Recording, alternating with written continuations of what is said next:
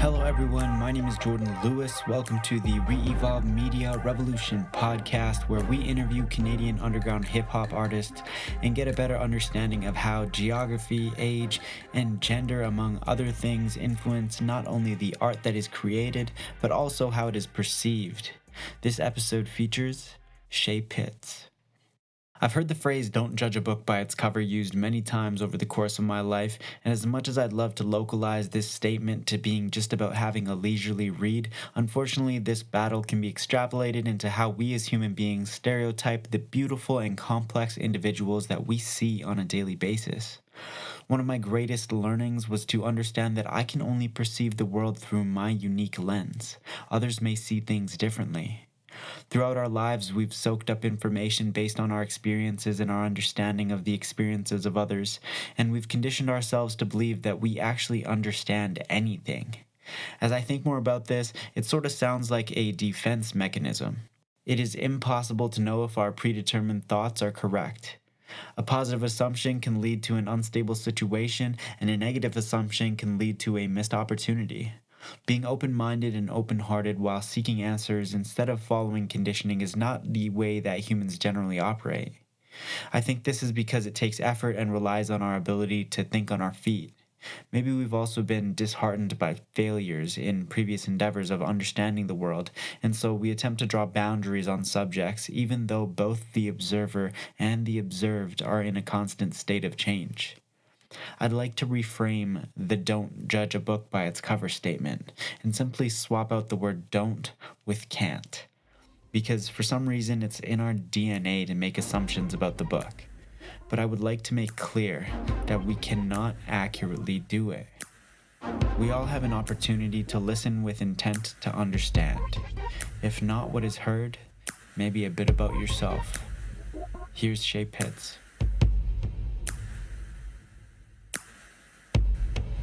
What is up, everyone? I'm here with Shay Pitts out of Halifax, Nova Scotia. How you doing, Shay Pitts? I'm great. Good. That's good to hear. I almost butchered Halifax and Nova Scotia in there. You're my first artist that I'm interviewing from out far east here of Canada, so thank you for being that person. It's no problem. Thank you for having me. Of course. And before we got on the record, you were going to mention how you were kind of out, what was it? You were out in BC a little bit earlier, and that was music related? Yeah, I actually was in BC for around a year. I was there from July 2020 all the way up until a month or two ago.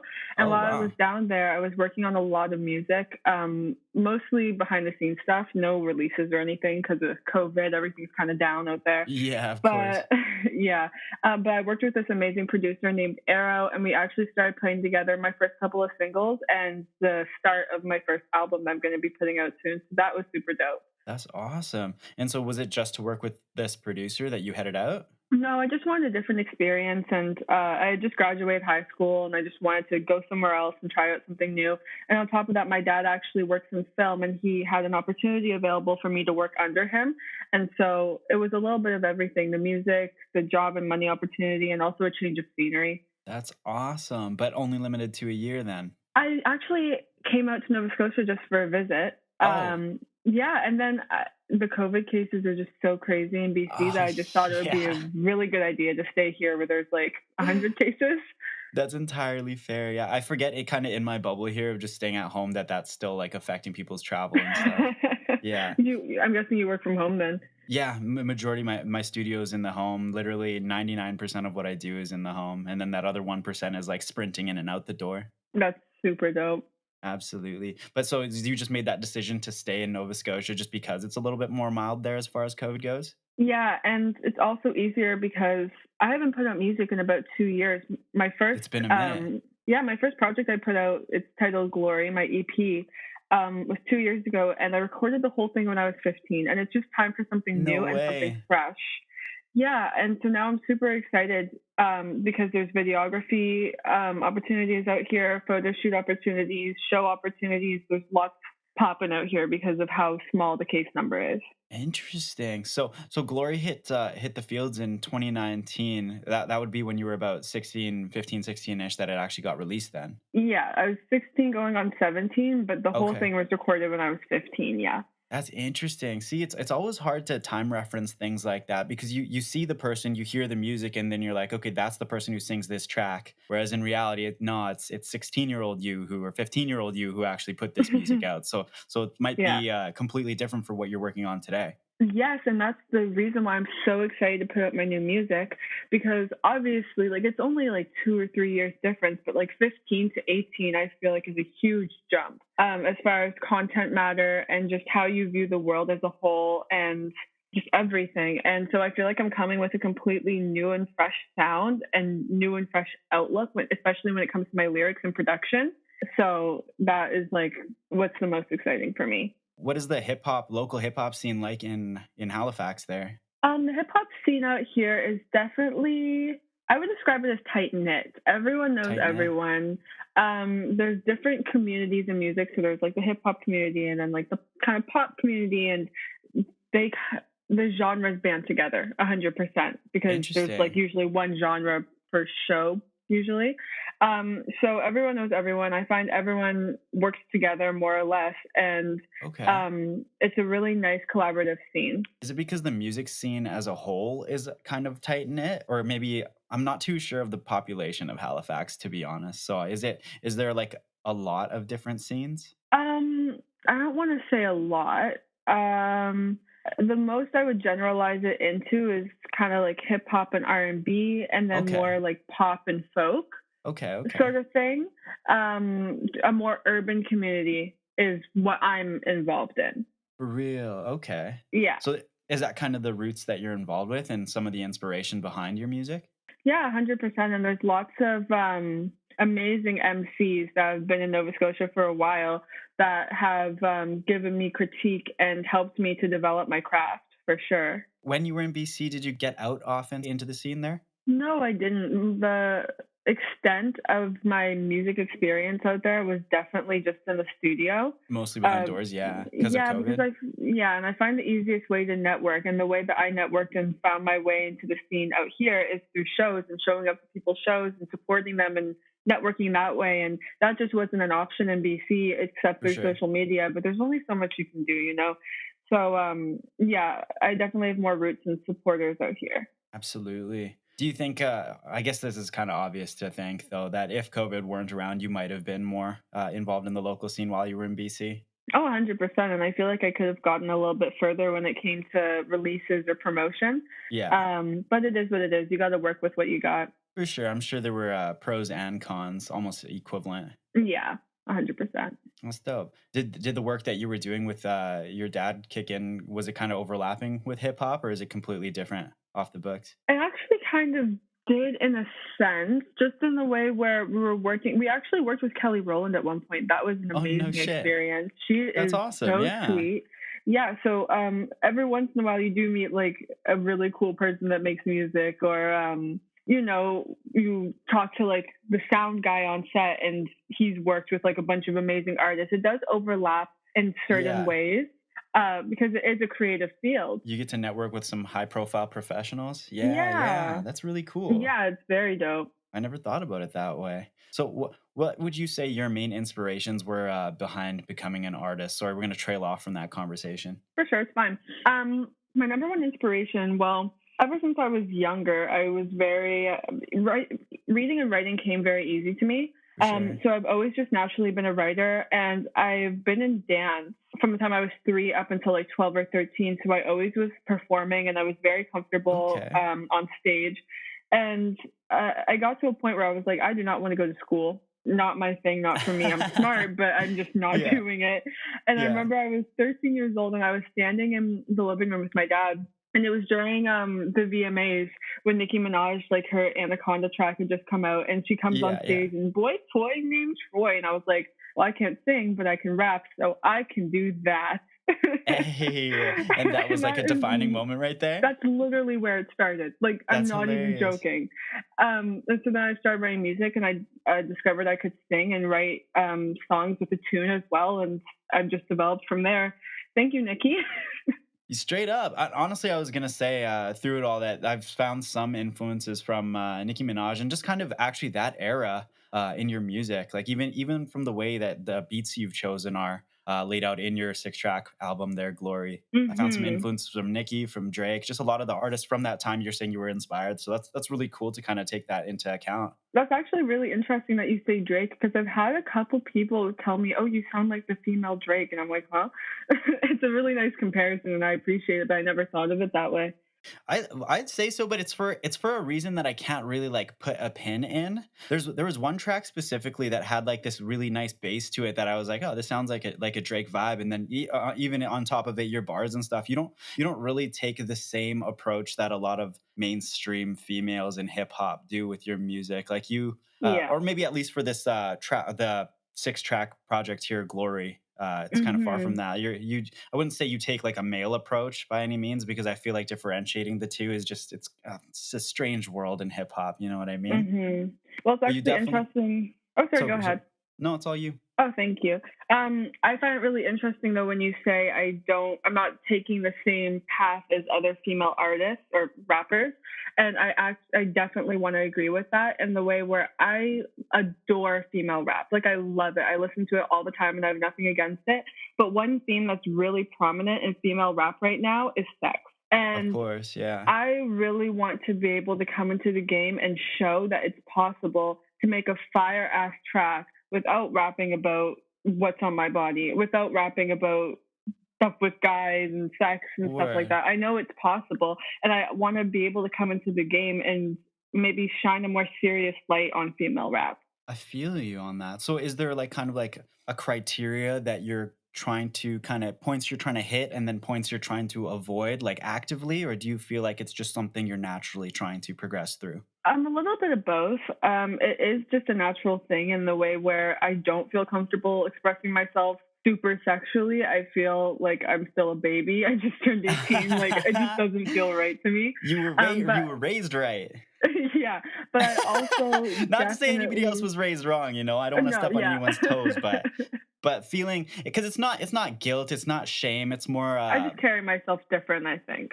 yeah, there you go. There Yeah. you go. Okay. And it also is something that I try to do in the way where, like, even the other last week, I was shooting for the cover of my next single, which actually comes out May 21st. Um, Yo. and I was going through the pictures last night with her to pick one, and there were so many that I loved, but I was like, no, too sexy, too sexy, too sexy, and like I actively had to like pull something innocent out of the pictures, you know. Interesting. I'm guessing innocent, but then still had a bit of that flavor and vibe what the other ones hold, or were you completely against that grain of Oh, going for still sexy? lots of sass. Okay, Lots of okay. sass. I'm definitely Lots of very sass, feisty yeah. in my performance and my approach. She got attitude, yeah. But yeah, I really want to refrain away from too showing my body off too much, or yeah, you can do it in a tasteful way, 100%. But for me, I feel like less is more. Okay, I agree. And do you think ever in maybe in the near future, in the future, that there will be a time and place to just exhibit that persona, or do you think it's maybe even just as for now, it's an avoid at all costs type vibe? I'm not sure what the future holds. All I know is right now, I'm young. I'm 18, and my demographic is definitely going to be a bit younger. Okay, word. I still do swear in my tracks. That's something that I haven't cut out, but it Is it is something you still want to cut out? no, not really. I can't Not lie. really. I feel like it adds emphasis on my words. Yeah, word. If it's part of your like daily communication, who cares, right? Oh, 100%. It is 100%. Um, but I definitely want to push forward an image that's very woman boss. That's the I only way to see put what you like a mean. female boss, like a woman that does what she needs to do and exhibits it and carries it out in a professional manner. Okay, so Um, you look at her as like a respected authority figure, than a appeal visually type person. oh, look at who, sorry? Yourself, sorry. Oh my gosh, yeah. Yeah, Oh, yeah, yeah. sorry. As I no, got no, no, that's confused. totally fair. As the person that you want to be kind of like portrayed Yeah. at, as that like boss figure. So like you know that I'm coming with the authority or with the bars versus Hmm. that alternate figure that we're trying to avoid. Yes, for sure. And I also, another thing that's very prominent right now is, like the long nails and the crazy outfits and the crazy makeup and the weaves and stuff. And I feel like it's possible to look like a bad bitch without putting a weave in your head. Like, it looks great no matter, like, either way. But I want to show these little girls that are looking at these grown women with tracks in their head and, a bunch of money to make themselves look better, I want to say, because they already look amazing without it. And they can't achieve that. And I feel like it's definitely a downer for young girls. So I want to show, yes, natural hair is beautiful. Yes, minimal makeup is beautiful. Yes, press-on nails are beautiful. You don't have to go and get crazy gems on your fingers. Word. It's possible. I love that. We're going to take that quick break that I told you about, and we'll jump right back into the conversation. 100%, for sure. All right, easy.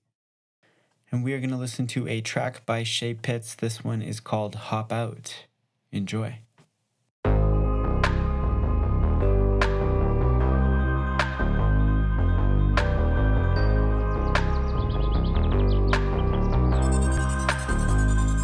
If you wanna try and waste my time, then we got rewind, replay. You can't be mine.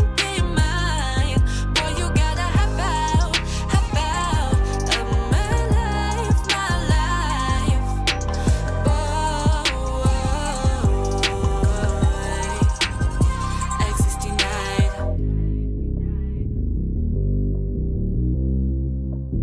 It's Shay Pitts and my Shay. Let's go. You thought that our love came in a large capacity, but I have to sit you down and explain this catastrophe. Audacity to dramatically act like you was a majesty. So my analogy is to happily distance you in totality. My grip on my morals beliefs is a tightest. I pick up my stuff and I lead at the lightest. I'm good at redemption, so y'all call me Midas. A goal that I have won't flinch in the slightest. Moving your stuff to the left while sipping my orange Fanta. Y'all dudes wanna do is play with me, but my name's Shane, not Santa. I guess you could call me Ali, the greatest. I win the fights. My music is my child. I always had the rights. So move out the way. You took an L. I was right. Will I pick up your calls? Try again. I just might. If you wanna try and waste my time, then we got rewind, replay. You can't be mine. Boy, you gotta hop out of my life.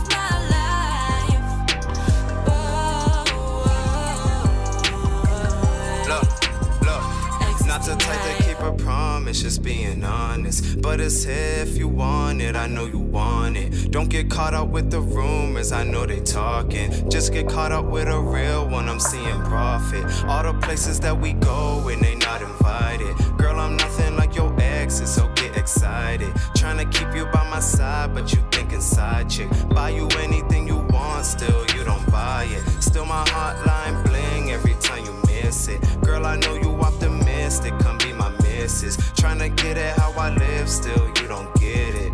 Just cause you're alive doesn't mean you're living. Trying to show you something more, for sure. I'ma open up doors, for sure. Will I take you on tour? Of course. It's us against the world, it's war. Breaking hearts is not my style, but as long as you're here, I'll go the extra mile. If you wanna try and waste my time, then we got rewind, replay. You can't be mine. Boy, you gotta hop out of my life.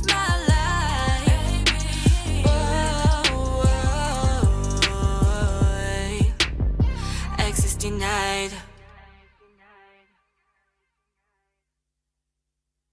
What's good? I am back with Shay Pitts. Shay Pitts, how you feeling? I'm great. How are you? I'm doing very well. Before we let off, we were talking about more or less the image that you wanted to portray as yourself as an artist, counter kind of to the mainstream appeal or the sex sells vibe that we've got going on a lot. Do you find that there are any artists in the mainstream that are kind of along the lines that you want to take after, or kind of like a mentor or idol that you have currently? I definitely, because I sing and I rap, so there's going to be two different sides as far as singing. we don't have similar voices at all, but I really love Ariana Grande's aesthetic, and the way she promotes herself is just a sweet, kind, loving human being that connects with her fans and sings.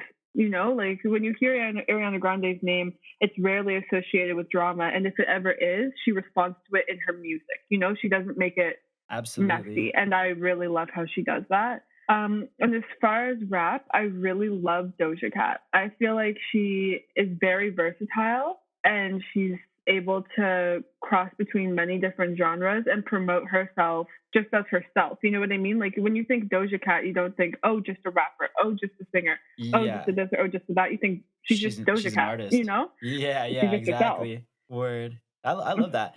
Speaking in terms of like Ariana Grande though, just because I have more experience with her, I love Doja Cat as well. I just haven't invested enough time. I definitely need to get into that. But for Ariana Grande, I find that she used to have that kind of like more innocent, sweet, aiming towards a younger audience visual appeal, and then lately she's a bit leaned away from that, especially in her most recent track. What is your opinion on that? I think that all artists grow. You know what I mean? Like when she first started putting out music, I'm pretty sure her very first single was recorded when she was actually 17. Word. As far as I remember, Put Your Hearts Up, I'm pretty sure she was in her late teens when that came out. And so if you compare that to, I don't remember how old she is. I think she's 27 or 28 and she's like engaged. You know, it's two completely different people. You change That's over totally 10 years. Fair. And so I think it's beautiful how she was able to go into that transition and be who she wants to be.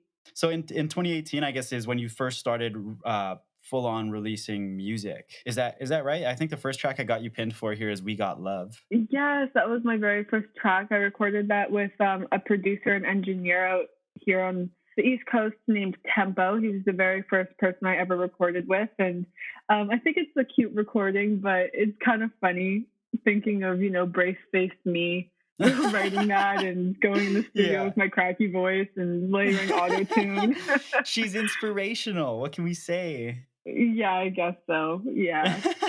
But to be honest, as far as the content and quality of the music go, I would not have guessed that you're a teenager, a young teenager at this point. Yeah, I think I was actually 14 with that one. That's wild. So yeah. Was it you who was the one who wanted to create this music and put this project out, or was someone kind of helping you along in this route? Because I know even in today's world, it's hard to get music out or to put together a complete project. My number one supporter still to this day is 100% my stepdad, Dave. That's awesome. He was the very first person that believed in me before my mother. My mother was like, "You want to be a rapper, huh? Girl, what?" And he's actually the person that lined me up with my first recording session and got me onto my first show. And every single show that I've done is because of him lining it up for me. And every single song that you see on Spotify and Apple Music, he learned how to upload for me. And he was just 100% my number one supporter and helped me so much along the journey. That's crazy. So you've already got a few shows under your belt. Yeah. What tracks have you performed out there? I've performed pretty much every single track that's on Spotify. So the 6 EP tracks from We Got Love.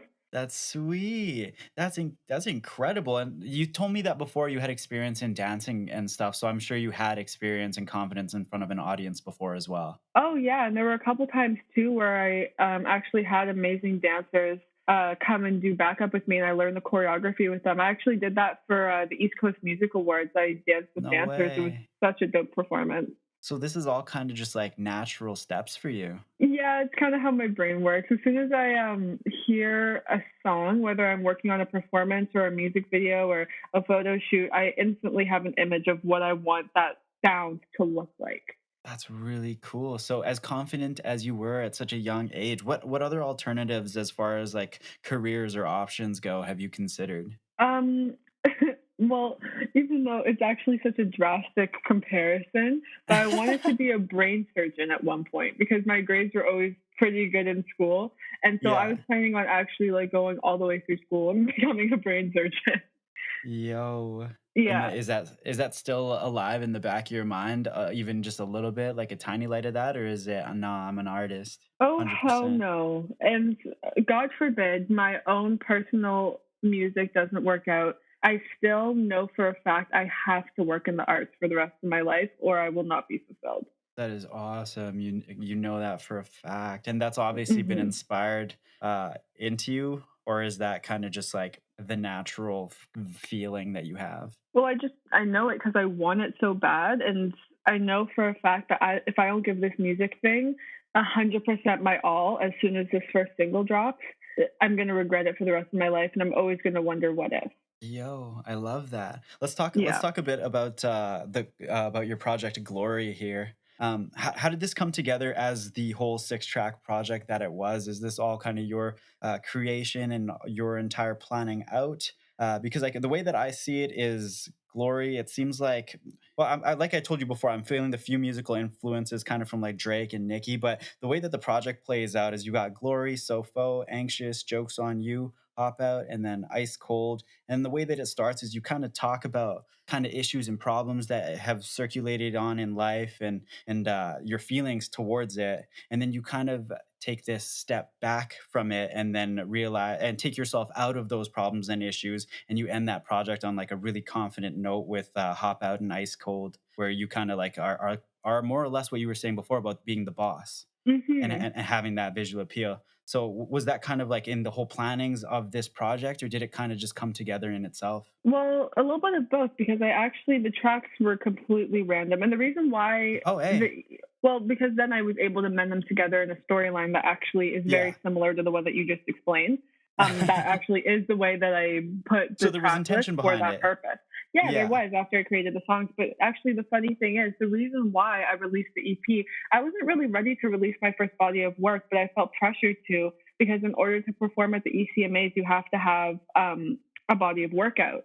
No And way. I wanted to perform, and so I threw it out there. Okay, interesting. Did you feel that Yeah. you had enough time to do it justice, or do you feel that it was kind of like packaged for sale? I don't feel like I did enough time at all. I look back on it and I feel like it's kind of unfinished, and you can kind of tell, or at least I can tell, that I didn't know my sound at the time because it kind of goes from like grungy, heavy bass R&B slash rap track to a groovy track. You know what I mean? Or it's just Yeah. to a trap sound, or like it's just kind of all over the place. And like, I'm gonna love it no matter what because it was my first body of work, and that's little baby Shay Little expressing baby Shay. herself. Yeah. But I've definitely evolved a lot since then. That's really cool. I don't know. For me, it's the way that it kind of like you were saying, you kind of piece the tracks together and then put them in a way that made a story. It's kind of interesting to me how it almost happens naturally that way. Like you don't Hmm. have to actually intend to do it, but it almost seems like I don't know, like for somehow you were planning it all along. You know, like it was like subliminal or something. Well, I Well, wouldn't be surprised if it was subliminal because my favorite albums are albums that tell stories in the track list, in the track order. The way an album yeah, is put together and the series of how the songs are added to the album matters so much to me because I'm definitely an album listener. And even yeah. with the next album that I'm putting out, that I'm working on right now, it has a story 100% in the way the tracks are threaded together. Yeah, interesting. Okay, so the just because of your like love for it, it's probably like it just embedded into your subconscious and just your natural way of doing things, maybe. Yes, 100%. That's real cool. I'm gonna piece apart a couple things from Glory, and then maybe we'll see if how they apply to your projects that you're working on today. For sure. Just because I do find that when you do have those early bodies of work, you tend to like kind of focus on individual themes, which I do see in your 6 different tracks here. And then kind Hmm. of as you go on and extrapolate on your career, you dig into those themes a little bit more. Or some artists tend to kind of just leave them in the past and then avoid them. So Hmm. let's talk about Glory, the headliner track or the title track. It's kind of a track about the grind and your vision, and you include bars. I guess there's a bar in there about kind of like family attempts to sabotage you. Yeah, I've definitely gone through my fair share of how do I say this nicely? Just people cutting down your career choice. Not exactly that. People over supporting because they see gain if I make it for themselves. Interesting. That was my I've mind had went the people opposite over direction. believe in me to the point where Yo, look, it's sus, and I'm like, dude, you like, just know that their intentions are just not gonna coincide with like your plan, yeah, yeah. and those are I people close obviously to have you. big, yeah, yeah, and I obviously like I have big visions for myself, and with this big vision, obviously comes quite a bit of money, and just kind of situations where I can see myself being in an uncomfortable situation and a family member asking me for money and feeling like I can't say no. I can see that very clearly, see that happening. So that's Ooh. definitely where that bar comes from. So at 15, 16, you are already hitting these notes, and these kind of events are happening in your life, and you're realizing them at such a young age. Doesn't that sound crazy? Yeah, just a little bit. Maybe it's a foreign concept to me, but you actually lived through it. And do you find it still kind of happening a little bit in your life today Oh, with kind of like 100%. foreign entities seeking you as like a way to like up their bets? Yeah, I see it a lot, and I don't want to comment on it because then they'll be like, "Oh, you think you're all," you know what I mean, Oh, and think that I'm yeah, being yeah, cocky or conceited. But I feel yeah. like Still I'm got to be pretty good humble. at seeing through people's intentions, especially when they're already asking me for the things that I'm expecting them to ask later on when I have more money. You know what I Yeah, mean? So, yeah. I um, feel you. yeah, Man, and then yeah. so the next track, So Faux, kind of like pairs into that really well. We won't dig into it too deep because we are running on time here. But then your next track, Anxious, it kind of it embodies that like hopeful positivity. Is this track kind of like a note to self, or are you speaking to someone in particular? Is it like to the world? It's definitely just it's a love song about how you feel when you have like butterflies in your stomach and you see them and you don't know what to say or do or how to act, and it's just a very kind of cheesy stereotypical love track is what I Hey, would call Anxious. okay, okay. I mean And that in then a and good way. you mean it in a good way? Yes, I love that track. But that's what I see it as. I enjoyed it quite a bit. And then you kind of flip the script on the jokes on you track to being the opposite of the love song. That was my very first heartbreak, my 15-year-old heartbreak that I went through Oh, that I wrote about. That was based on a real experience, which is so hilarious to me. yeah. Now I look back and I'm like, that person doesn't matter. Yeah, but it's so interesting to see how you in your 15-year-old state is able to articulate these thoughts and feelings and then kind of relate them to how you feel about them now, which I don't know, as life goes on, those heartbreaks, whatever problems come and go in life, and then they are similar or reminiscent of that same shit from the past. So it's very interesting that you're kind of like having these experiences and feelings at such a young age, and then you're just like documenting them in these tracks. Yeah, 100%. And then the final track, or actually, let's talk about "Hop Out" because you did a music video with it's Mage, right? Yes, love him. You guys did a music video that's kind of like a movie. Yeah, that's kind of where my brain goes. That's awesome. Is that kind of like a stance that you want to take for more projects in the future? Whose idea was it to kind of put together the quality and level? Like, because you got dancers, you're dancing it up yourself. You got kind of like a story going on in the background as well. It's really cool. Yeah, that I don't want to big myself up, but that video concept was my idea, like all of it. That's Nice. You're just the how I creative think. director. Yeah. I think when like I said, when I hear a song, I think of how that sound looks immediately as soon as I hear it, and that's even what I'm doing in my next video shoot that I'm doing this weekend for my upcoming single. The first thing I thought when I heard the song and I heard the beat for "Crying," which is the name of my next single, It's was Pink. crying. It's called "Crying," yeah. Okay, crying, yo. And all I could think was pink. So the whole video was just pink.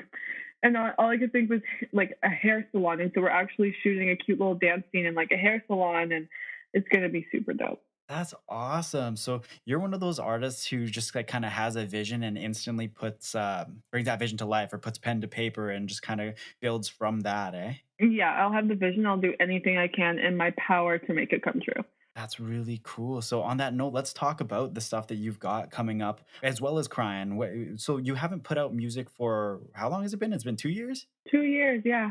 So I'm assuming these stuff that we're going to be seeing in the near future, including crying. You said May 21st for that, right? Yeah, that's the Yeah. date.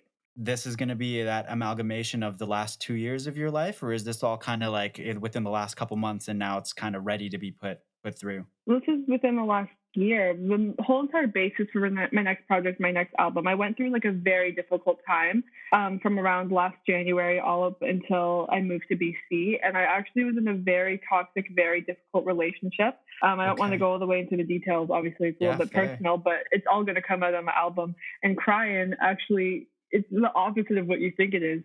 The lyrics are actually, you got me fucked up if you think I'm up here crying. And so it's kind of an ode to becoming that boss in your own life and not relying on a nigga for shit.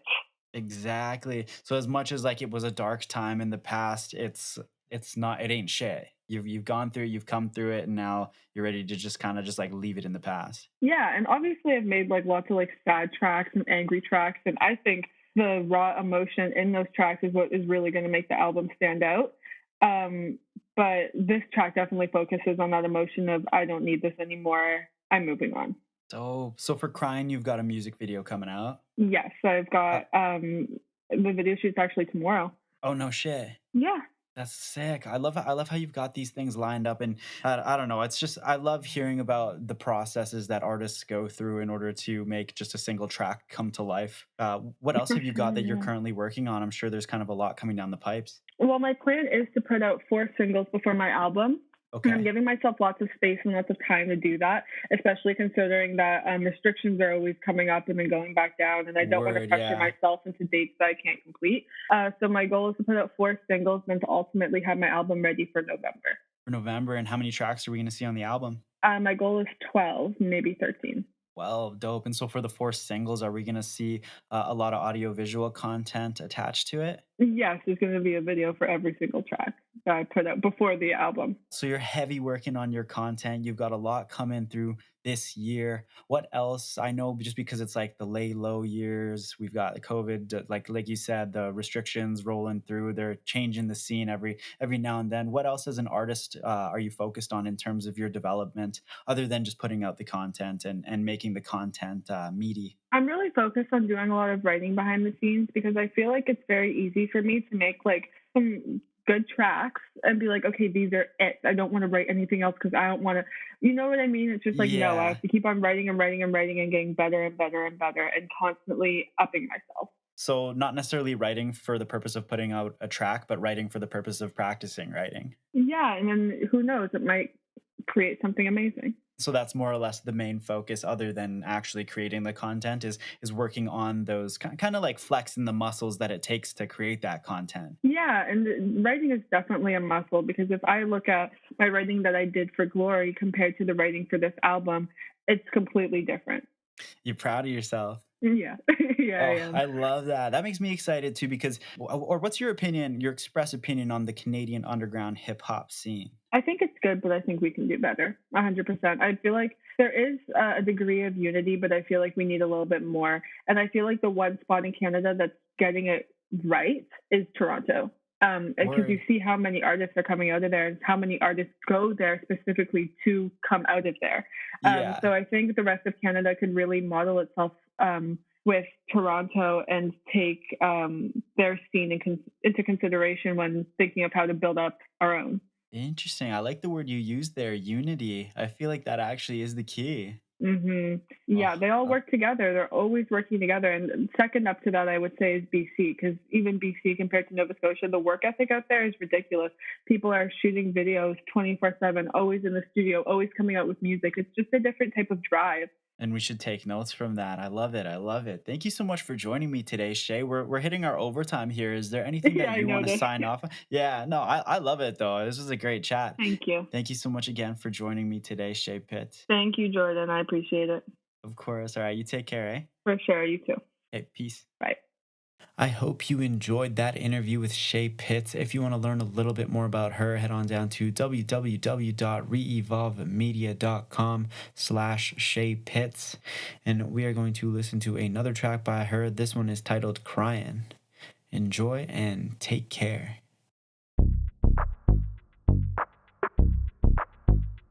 It's Shay Pitts.